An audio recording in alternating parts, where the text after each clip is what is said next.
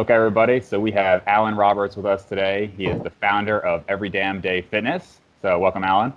Well, hi, thank you for having me. I appreciate it. How's everything going? It's going well. And I know for today's, we wanted to donate to Semper Fi, specifically the charity that you host. So can you just briefly explain that one? Yeah, it's the charity we host is benefits the Semper Fi Fund, which helps out wounded veterans and their families of all branches of the military. And it's called Sit Food for Six. It's basically where we travel around the eastern United States and to different gyms in different cities, and we do 6-hour workouts. Basically, lots of crazy ass volume. But it's to benefit a really good cause. I've had friends that have benefited from this charity, so I appreciate the donation, man. So I really do.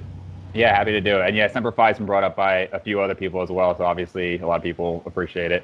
And so you have a long history in lifting. I think you said like 30, close to 30 years, right?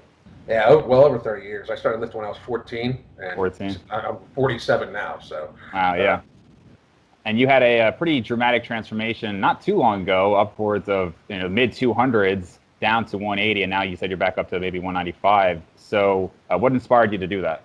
Well, I mean, I was always like a perma-bulk guy. Like I graduated high school a long time ago at like 140 pounds. So at the same height, I am now and everything like that. So I just, for years and years and years, just wanted to be the strongest guy in the room, wanted to be like, built like a WWE wrestler, basically. Yep.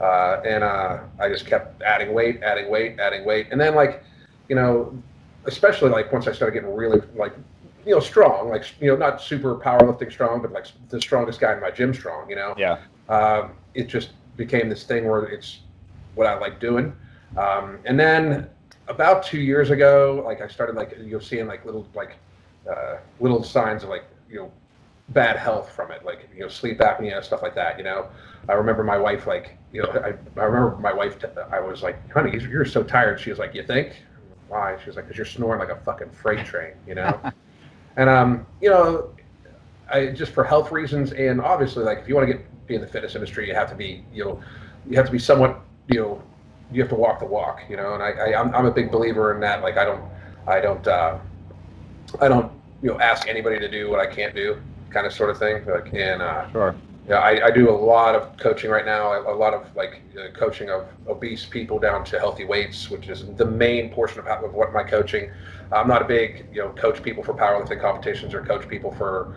I'll never coach anybody to get on the stage because I just think it's kind of inherently healthy in the last couple of weeks. But I do a lot of coaching obese people down to healthy weights. So it was good to show people that that it can be done, and it's not all that difficult. It's a matter of math and willpower. And I even wrote a book called Math and Willpower. You can check that out at everydamndayfitness.net, by the way. There you go. Yeah, it's I think to some extent, especially in this field, you gotta walk the walk. Nobody wants to take financial advice from a poor guy, and nobody wants to take fitness advice from somebody who doesn't seem like they've done what the person wants to achieve. Right. Exactly. So, at your biggest, what were some of your best stats in terms of your lifts? I was squatting in the 575 ass to grass at least a couple times a week in the gym. Military, I love military press. It's what my body's kind of built for. My clavicle is probably like an inch longer than the average male of my on each side than the average male of my height. You know what I mean? Like I've got broad shoulders, even just bone structure wise. Yeah. And the 125 dumbbells for sets of 10 was, military press was nothing, Wow. was a weekly occurrance. Those stats are much different now. Deadlift was not my greatest thing. Deadlift was like the mid 500s. Okay. Just because I was so round, that my leverages really sucked. And to be real, I've got like, short arms and fucking long ass body and shit like that. So I don't have the best leverages for deadlift to begin with. And then alone, I wasn't able to get in really good position because my belly was in the fucking way. So yeah, right. But now deadlift's actually a lot better now. I deadlift very close to what I did then. Now at the time, yeah. It seems like when people lose weight, deadlift seems to maintain the best, and the pressing seems to go down the most. Oh yeah, pressing goes down. Although I mean, military press, I can still kick out like the 110s for a set of 10, here and there. Like I watch it though because I have a little bit of arthritis in my right shoulder. So and I'm not all that interested in strength anymore. Like I'm easily goaded into like athletic endeavors because like the male ego, and I Sure. remember I'm so used to being very, very strong, so I'm easily goaded into it. It's like it's actually I consider that like a fucking weakness. Yeah. I wish I wasn't easily goaded into shit like that, but I still like testing it now, and I test a lot. I test my athleticism in lots of other ways now though too. So Right, right. And I recall you saying at one point that you thought that you just had to lose maybe 20 pounds. And I think that's a common thing is people who have never really dieted down always think, it's 10, 20 pounds and it's way more. So why do you think that is such a common thing that nobody really seems to be able to accurately gauge? well, I think one of it's wishful thinking. Yeah. Absolutely. Like, I mean, we don't want to view ourselves as that heavy. Mhm. I think like even though I knew better, like way back in the back of my head, I think I knew better, Mhm. But I was sure, like when I got really, really serious about the cut, I was like 245, and I remember thinking like if I lose 30 pounds, I'm gonna be like ripped to the fucking bone. Yeah. I was thinking like I'm gonna be fucking shredded. And Mhm. I hit like 215, still couldn't see abs. You know what Yeah. I mean? Right. Like it still just what it still wasn't there. So like the reality hit pretty quickly about what it was. Like I mean, I think that like our egos don't want to let it go, uh, and it's a huge long path. Like especially once you get bigger, like Mhm. it it's not like there's a lot of diligence that's involved in it. Like it's easy to say, and you just need to eat right and exercise hard. It is the daily grind of it, and to a certain degree, especially when you're bigger, you don't see daily results. Like I noticed, like once I got under 200 pounds, like right now, I'm right at about 195 pounds. Mhm. Right now, I can diet hard for like 3 days, and I notice a huge difference. Mhm. And I mean, my muscle mass is better than what it was when I got down to 182, just because I dieted so hard for a year that my lean muscle mass was drop decent also. Right.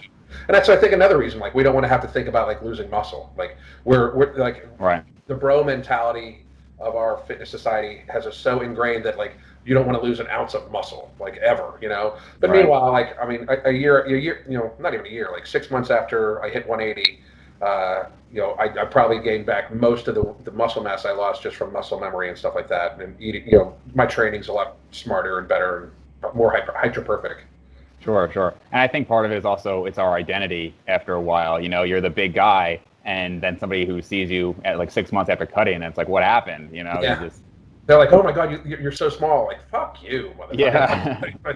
Like you still couldn't hang with me. I think that in my head, but then like I let it go because Sure, sure. it's a compliment that it's a compliment in a way, but like it's such a like the male psyche is so fucking weird about weight and stuff like that. It is, Hmm. especially like just like you said, it becomes an identifier for us. Like Right. that's why I didn't want to become one of these people like you see that like the broken down power lifter or the broken Yeah. down bodybuilder. Like I mean, I didn't want to become one of those guys where like the injuries just catch up and no matter what they're like, I'm making a comeback. Why motherfucker? Why? Like I mean, like Yeah. Right. the very first time you blow discs in your back, sit the fuck down, change your shit up. Like that's your body telling you we're done with this shit. But yet they just still keep going. I don't that I don't understand. Like I want to be able to dance with my granddaughter at her fucking wedding. I don't even have kids yet, or Yeah. I don't even have grandkids yet. I want to be able to Yeah. dance with them at the fucking wedding. Yeah. It's tough. And you said yourself you kind of for a little while ignored health. Maybe it was more of a passive ignorance of it, but you were up there at that higher weights. Now, my understanding is you've never taken any steroids or anything like that. I take DHA and DIM every day, which is like it's considered a steroid compound. You know what I mean? Right. You can buy it at Walmart, but Yeah, I mean, um, so is vitamin D. So I'll talk about like more like the anabolic yeah. steroids. So, what did you never have the? I feel like most people who have done it for a long enough time have had the inclination, or they've at least questioned if they want to do it. Oh So, fuck yeah! I mean, dude, anybody has. Like yeah. here's how I view that shit. By the way, and like what purpose would it serve me at the age of 45, which was when I started this, to actually go on steroids? Very little. Like Sure. I'm actually rather lucky that I want to be able to look the part. But one, if like first of all, I started with a very large amount of muscle mass. I was probably at my natural maximum potential of muscle mass just from lifting heavy and lifting hard for 30 plus years. Hmm. And you know even when I cut that down, the muscle, like I said, muscle memory brings you right back. But I have really fucking good genetics. Like, I mean, really good genetics. So, the DHEA and DIM, I don't know how much it helps me. I really don't. But like, it probably helps me a little bit, just to be real. It's definitely on recovery, But like I've got really good genetics. Like, again, the shoulders and all like that. Like my dad is 75 years old, and I can stand behind him, and I wear a 48 regular jacket right now. Like, I can stand behind my dad. You can't see me. Like, I mean, his shoulders are immense, and my grandfather literally had to get buried in an extra wide casket because his shoulders are, and that's at the age of like 76. He died. So genetics are definitely on my family, on my side for that. I also am lucky that, like, I have small joints besides my shoulders. Like, my wrists are very small. Like, I mean, like, ankles are small. Like, all my joints are small, so I appear bigger than what I am. So I've got like a lot going on in that way. So I already look semi the part, but I basically, like, what you're seeing right now is like the chest up is how I make a majority of my videos. Right. So I don't really need it like in that way. Like, I can show that I lost weight in some photos for my business. And I never thought it would benefit me that much. But I can say this: if, like, if you're going to be like Dwayne Johnson, like, I mean, like, if there's a guarantee you can make $50 million a year, you weigh out the risk reward benefit in your head. Like, I can set my entire family up for not only my family but generations of my family up for the rest of their lives. Right. I'd probably be like, where do I stick the needle in? Like, right. But and that's just being very truthful. And anybody that says that anybody, like, I have a hard time believing that most people wouldn't think the same thing. You know what I mean? Yeah. But if there's not going to be any huge benefit of it, why? Why? I don't get it. Yeah, totally makes sense. And with your answer there, you're obviously very upfront about all these things, and I think that's one of the aspects that attracts people to your channel and your Facebook page, things like that. So. You also had some controversial videos, and calling some people out, which I think can be entertaining at times. Do you think that is the majority of what you got your big following in the last couple of years, or do you think it's something else about you? Well, actually, like, I mean, like, some of the comedy, like, because I always call it Pittsburgh comedy. Like, I mean, it's literally like how me and my friends would be like sitting around drinking and talking about somebody. Like, it's very sarcastic, very crude comedy. Yeah. And for when I first started out, it was meant to just strictly be that. It really wasn't just meant to strictly be comedy, those sorts of things. And those roasts are not even like available. Most of them aren't even available on my channel. I've started a second small channel right now that I'm putting some of the old ones up just because I think they're funny. Yeah. And also, why not have them make money for you? Reality. But the calling, like, when I call people out about fitness knowledge, like, I've kind of morphed my comedy from that to now, where I kind of, in a comedic way, call out people for poor information. And I actually think that that's like an important aspect that was missing from fitness, to be real. Like, I mean, like, from the fitness culture, I think it's like an important aspect for it. Like, so many people equate like popularity and they've done it for a while to knowledge, which is really not the truth. It's not the case. Like, there's so much misinformation. There's purposeful misinformation in the fitness industry, and it's purposeful to mislead people enough that they can, then sell things. And I think that's bullshit. Like, I really do. Like, I mean, I sell programs, but like, I don't ever act like it's a magical thing. I don't even accept transformation photos. Like, I mean, I don't. Yeah, because I didn't do the transformation. Like, I may have guided them on along nutritionally, and I may have got my program might have helped them, motivate them. But that's all programs are. If a program has decent exercise selection and is challenging for the person, it does its job. Because in reality, I've trained just about every fucking way you can imagine. Like, in the 30 years, I've done 5x5. I've done German volume training. I have a morphed kind of volume training myself. That's not a hypertrophy program. It's more like a body recomp / weight loss program. Things like that where I don't. It's not my transformation. Like, they're the ones that still put in the work. And too many people are in the fitness industry. I think they bought into themselves so much that they think that they're special, and like they're like most of the people that I talk about, if you look in their videos, they start talking about themselves in the third person. Yeah. Right the fuck away, you know that I'm not going to like them. You know, like, Right. because I mean, people think that they're so special just because they lift weights. We don't do anything that special. You know what I mean? Like, Yeah. and a lot of the knowledge I talk about is just basic fundamental knowledge. It's just basic fundamental, you know, pick heavy shit up, put it down in a safe manner, repeat. You're gonna get bigger and stronger. You know, eat a caloric deficit, you know, for a while. It's what. I mean, I don't know if you want examples of people because I don't know who all you plan on having on here or who you've had on here. So you can ask that stuff away before I get too involved because I don't want to, you know, have you guilty by association if you don't want to be, you know. Sure. No, I understand. Well, you know, I really appreciate your view on these things because so many people in the fitness industry, and we'll get to that in a minute as far as, you know, what really is fitness versus how it's perceived. But, you know, you have this practical view, and like you said, it's be consistent, lift heavy, you know, do it over time, and that's going to get you most of your results. And then you yourself said you have pretty great genetics, and that's obviously going to be a big factor into the differences we see among people who are consistent. Obviously, some people are just kind of lazy and don't, you know, really put in the effort. But, you know, you have a real... I don't know. I guess I just appreciate the honesty with it. You know, you're not trying to, you sell stuff, but you're not trying to lie to people in order to get them to buy it. You know, you're just absolutely. real about it. Well, I mean, I think you hit on a couple things. First of all, most people think they work out a lot harder than they actually do. Yeah. I mean, like I've had multiple people be like, well, you know, I do this, I do that. You know, the first automatic accusation is like steroids and all like that. Like, well, come work out with me one time in a gym. You know, like, yeah. I mean, like, let's see what I do compared to what you do. You know, most people don't do the type of volume I do. That's just reality. You know, like I work, and they can't. Like, I'm very honest about that too. Not that they can't physically, they don't have the fucking time to. Like, now that I'm in the fitness industry full time, like I worked out for an hour and a half earlier today. I'm going to go back and probably work out for another hour today. And that doesn't include the fact that I have, you know, all of my meals at my house. You know, I cook them all myself. Like, I'm able to control what I put in my mouth to a great degree because I do this for a living, you know? Yeah.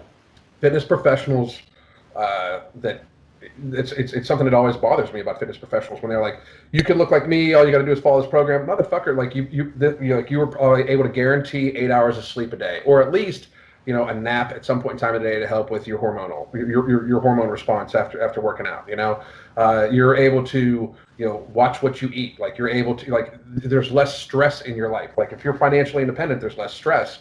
You know, your body holds on to fat less because your body releases less cortisol. You know, like, Right. like little things like that where fitness industry professionals make it seem like it's so easy for them, and all you got to do is follow my program. When in actuality, it's literally our entire lives. Like, my world revolves around fitness, where other people's world revolves around other shit. Like my kids graduated and moved out. Like, I mean, like, stuff like that, where like my life and my life and my wife's life, because my wife is a fitness professional too and runs her own business and all like that.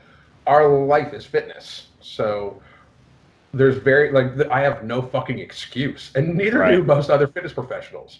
Right. But for me to say, like, all you got to do is do what I do, like, they can't. A normal person can't possibly do what I do in a day because they don't have the fucking time. You know? Yeah. Well, I think also, I mean, that is definitely a huge point. Although I will say that I was just having a conversation with somebody recently about this, and they were saying, well, you know, I'm expected to do this, but I have a kid. And people do use excuses a lot of time. I'm not saying they can do necessarily what you do, but I do think people tend to think, I mean, I know plenty of friends who, you know, when we were in dental or med school and we had part-time jobs and we were in relationships and we still worked out 4 or 5 times a week. And I guess some people just have that inherently. I noticed you're very type A in the sense that you are always doing something productive from what I've seen in other videos of you. And I guess just a lot of people aren't. I don't know if that's just an inherent, like I said, personality trait or conditioning, you know, with how things are now. No, I mean, I'm a big, if I'm going to take a long drive, there's going to be an audiobook on, like, type person. You know, like, I mean, like, yeah, exactly. I try to fill my mind as much as possible. I'm literally diagnosed with what's called high process ADHD. So like, I have to be keeping my mind busy on something that catches my interest at all times. I'm just lucky it happens to be fitness. But I get what you're saying. I get what you're saying too. A lot of people are just fucking lazy. But to equate, like I literally spend like 4 hours a day on fitness. Like that's a time commitment that most people just absolutely cannot make. Or they cannot make it consistently because it would impact their life too much. I mean, it really would. Like part of my job is like when you look at my schedule on my phone, like because I have, because I'm ADHD, I have to schedule every fucking thing. Like I mean, I literally have like schedule like cook food, eat food. You know? But if if you look at my schedule, like it's part of my work day, you know, whereas for a lot of people it's not, you know. And I think that for a lot of fitness professionals it is, and I think that that's part of the industry that wasn't being shown, you know, that's why I hit on it. I think that like some of the sales tactics that people were using were just bullshit, you know, like none of us are inventing fitness, you know, like I mean, I get a lot of flack for not doing like tutorial videos.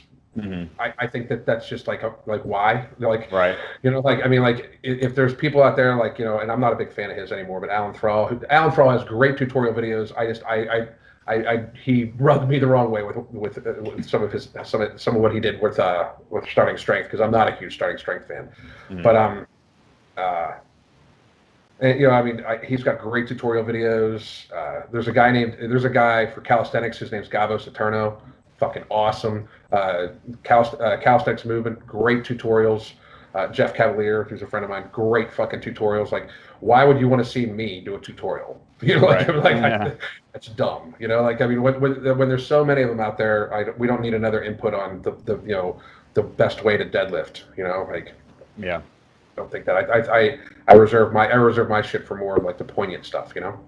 Yeah, no, I agree with that. I mean, there's definitely some any video that I would make, like a personal video that's not just a podcast, it's something that I think maybe I have a different view on, or maybe hasn't been heard of. But like you said, I mean, nobody's really inventing anything that new at this point. Yeah, something you touched on, I think in another video I saw, but something I want to touch on here is fitness. Like you keep talking about the fitness industry, and that's how everybody views it. But what are some of the misconceptions you think in people, how they view fitness versus what true fitness really is?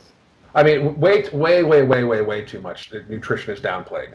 I mean, you know, another reason why I'm able to do what I do is, again, the nutrition. Like I consistently hit my protein, but I don't overdo it. Like I mean, we somewhere along the line the like whey protein powder, like the protein companies, like the protein supplement companies, did a great job of convincing everybody that they need like 1.1 to 2 grams of protein per pound of body weight a day, and it's just so fucking unfactual. Like I mean, it like really is like it doesn't even make logical sense. Like if like right now I weigh 200 pounds, like and I'm probably somewhere around 13 or 14% body fat, honestly, right now. You know what I mean?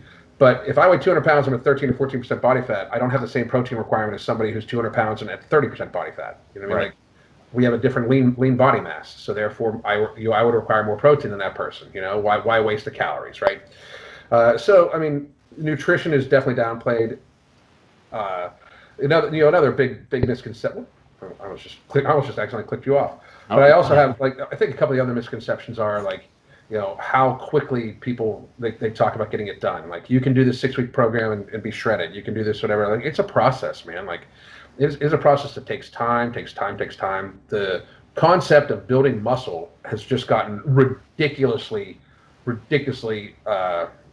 overestimated. Like meaning like, I'm getting ready to film a video today where there's a fitness professional that's claiming that his 12-week program can add 20 to 30 pounds of lean muscle to people. Oh man, who's that? Do you want to call him out? Oh yeah, I'm curious. Jim Stepani. Okay. What a fucking asshole. Like I mean, like he's saying his program like adds like it's on film. Like I mean, I have the clip. He's saying it adds 20 to 30 pounds of muscle in 12 weeks. Oh man. So, up from 1.66 to 2.5 pounds of muscle weight a fucking week of lean muscle mass a fucking week. Like that's just, it's absurdly ridiculous. Like and it comes from a guy with a PhD, so people are going to believe him. Like and it's, and then if they get like a newbie takes their program, it's like, oh, I gained some weight, blah blah blah. First of all, they probably didn't gain just muscle mass, but they're going to be convinced like, well, maybe I didn't get the 20 pounds, but then I could have tried it harder. Like, it's just this big lie, Right. that's said by people like him, who have a long standing in the industry. And that's one of the reasons why. That's one of the reasons why I switched it up. I just got really, like, instead of the comedy and everything like that, I just got really fucking sick of these motherfuckers who make a living off of lying to people, basically, or misleading people. I shouldn't even say that, because then blah blah blah. But that is there is not a scientific supporting study that could possibly fucking No. claim that shit. Like, muscle protein synthesis doesn't even work that fast. Like, I mean, not only that, like, you figure like the person's got to be in like an 800 to 1250 calorie caloric excess a day, and every one of those calories, needs to be dedicated to muscle protein synthesis. He even said like some people gained that weight and lost body fat percentage at the same time. Like, shut the fuck. Yeah, did they grow wings and fly too? Like, did you get your PhD from fucking Xavier School for the Gifted? And, you figured out how to fucking release the X gene or something like that? What the fuck? Like, I get so sick of shit like that. Or, then what happens is this: a new person doesn't get the results promised, and then they give the fuck up. And we live in a society right now where gaining muscle mass and having a good bicep peak should be much less concern for people than tombstones sticking out of the ground for how unhealthy we are. Right. We are about to enter a decade where life expectancy for the first time ever is actually going to go down, if you ask me. Yeah. I mean, like, with the obesity rates and how unhealthy we eat, and how literally health is just not health. Like, eating healthy and being healthy is literally almost like taboo nowadays. Like, I get fit shamed all the time. Like, I mean, like, I'll go to a restaurant and I'll order like the grilled salmon, and I'll have 2 sides of broccoli instead of like the other stuff. And they're like, "Do you want bread?" I'm like, "Nah, no, thank you." Blah blah. And they like give me a nasty look. Like, fuck you. Like, I mean, I always equate it this way. If what you're doing is healthy, how can it be seen as wrong? But in our society, it is. Like, I mean, you're in a medical profession. You understand how the body works. The body is, us trying to convince people that being obese does not necessarily mean you're unhealthy is so ridiculous. I mean, I don't because I run the office, the people who work for me aren't really going to give me too much shit. But even then, I still a little bit, when we order stuff, it's like, oh, like, you're not going to have this or that. And, oh, you got your avocado and chicken again today. Like, just because, I mean, they're all eating Wendy's and everything else all day. It just kind of seems to become the norm now. My wife and I were watching TV last night, and we saw a commercial for a pizza place, and they're like, $7.99 for this large pizza. You can eat it every day. Right. And I was like, and people will. And she was like, that's the sad thing. And people will. Yeah. People will eat pizza every day because it's a great, like, think about it. It's $8 for like literally 2,000 calories. Yeah. Like, that's insane. Like, it really is. Yeah. And your points with, at least so far, I haven't really called anybody out, but I definitely understand the frustration, because it's annoying, because not just for you personally, because like, obviously having done it for so long, we know it's bullshit, but it really sucks for the people getting started, because I know for me personally, like, I kind of grew up when the forums were really big. Yeah. And I remember I put on like 30 pounds in the first 2 years, but I went from 130 to 160. And people are like, well, if you're not 200 pounds already, you're doing it wrong. And I just thought I was doing things wrong. I constantly was looking for like the answer, just because I wasn't making the progress that they said. And there's another guy out there who says he put on 40 pounds of muscle in something like 2 or 3 months. You've probably seen it, but it's just kind of crazy what's out there. And like, I just don't know how you can, like, I understand maybe overemphasizing certain things, but when you have the people who are like just blatantly lying, like there's like, that they know they're lying. It's just not to me that they could just do that, but people do it.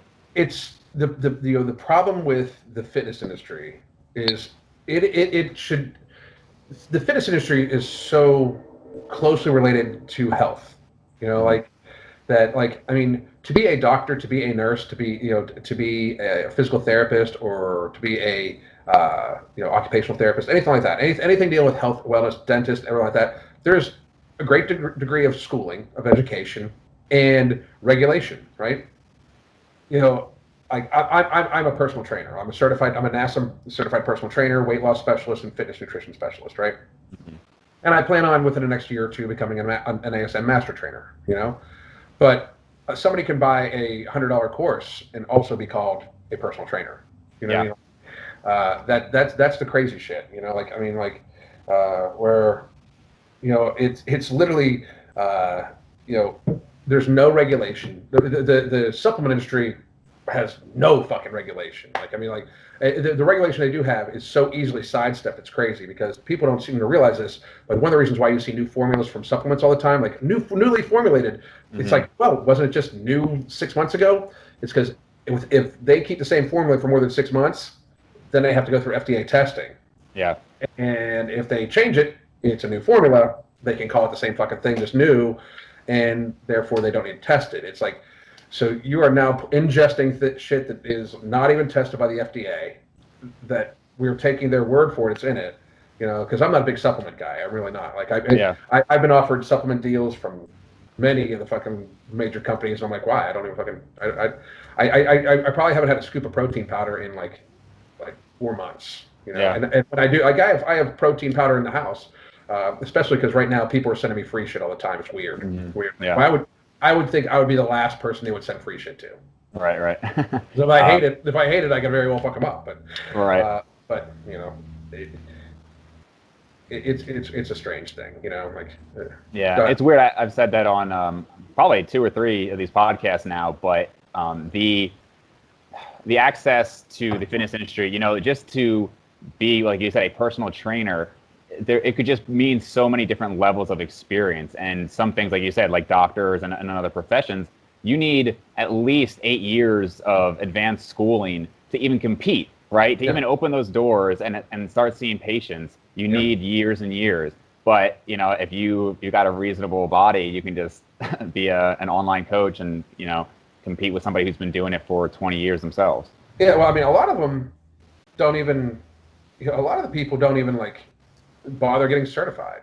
I personally know many people that compete in physique competitions that don't know shit, mm-hmm. but yet they sell programs. They literally followed somebody else's program.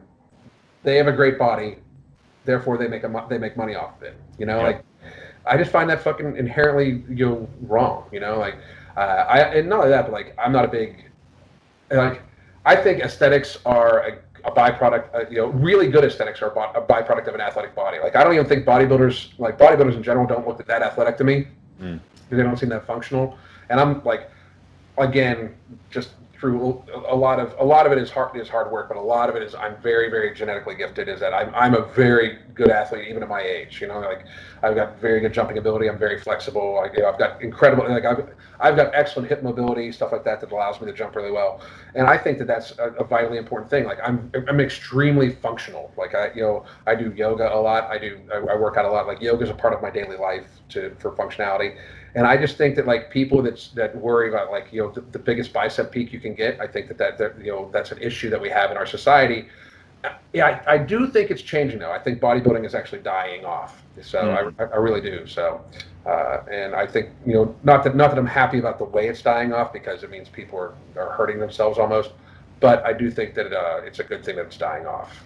Yeah. You said you've been doing this for a long time. You're in your 40s now. So what is one piece of advice you'd give to some of the guys in their late teens, early 20s, trying to, make the most of this? Be patient. That's the biggest thing. Be patient. Don't push the weight too fucking hard. Nothing is going to fuck up your progress more than a serious knee injury or a serious back injury. I think right now, I think it's shifted a little bit from having this super huge bodybuilder type mentality to, I think it switched to for a while it was everybody need, if you don't deadlift 600 pounds, you ain't shit. To the point where we started seeing a lot of people get hurt because they were trying to fucking lift weight they shouldn't fucking lift. understand it's a process. Take your fucking time. Focus on your nutrition. Focus on your recovery, and push yourself as hard as safely possible in the gym. Like, I think the risk reward matrix should be taught. Like, I mean, people do shit before they think, should I? I can't tell you how many videos I've seen, because I'm actually good friends with Elgin. So many videos we share amongst ourselves where it's like, what the fuck was this person even thinking? Somebody will step underneath a bar that has like 500 pounds on it, and they don't look like they could probably squat 225. Why the fuck are they even doing this? Right. And we laugh at like the gym fails, but every gym fail you see, there could be a very tragic ending. In reality, like the person, if you see a gym fail that actually makes it onto YouTube and stays up on YouTube, chances are that person got extremely fucking lucky, because it could have ended up being very, very bad, and that would not stay on YouTube. That would not. Right. You see somebody break their own neck that normally does not stay on fucking YouTube. Right. So quick speed round here. It can just be one word or one sentence. So favorite muscle group to train? Shoulders. Okay. Favorite YouTuber to watch currently? Shredded Sports Science. Okay. And if you had to do a charity boxing match against one YouTuber, who would you choose? Chris Heria. Chris Heria. Okay, awesome. So Everyday Fitness is the name of all of your stuff. You're on Facebook. You're on YouTube. Where can people find everything else? Instagram at Everyday Fitness. I also have a second channel called Alan Roberts, in my opinion, of course. You can find that. And it's Everyday Fitness everywhere else. Awesome, man. Well, thanks so much for talking. Dude, thank you very much. I appreciate it.